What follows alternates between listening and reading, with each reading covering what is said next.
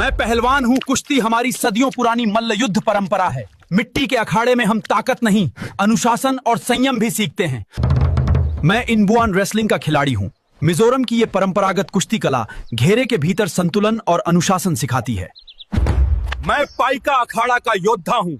ओडिशा की ये वीर परंपरा तलवार और ढाल से युद्ध कौशल सिखाती है।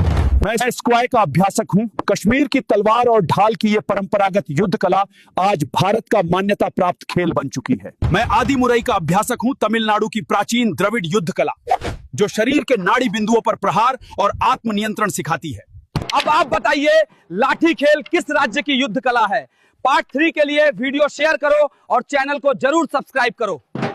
मैं हूं लॉर्ड विलियम बेंटिंक, भारत का पहला गवर्नर जनरल। मेरे ही कार्यकाल में 1829 में सती प्रथा का उन्मूलन किया गया। मैं हूं लॉर्ड कैनिंग, भारत का पहला वाइसराय। 1858 में ईस्ट इंडिया कंपनी का शासन खत्म होने के बाद मैंने ही ब्रिटिश क्राउन के अधीन शासन संभाला।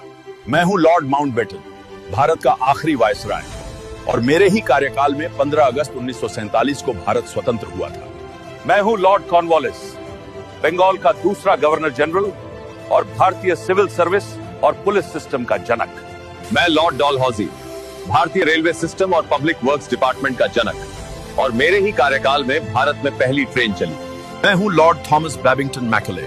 मैंने ही 1835 में अंग्रेजी को भारत में शिक्षा का माध्यम बनाने की सिफारिश की थी।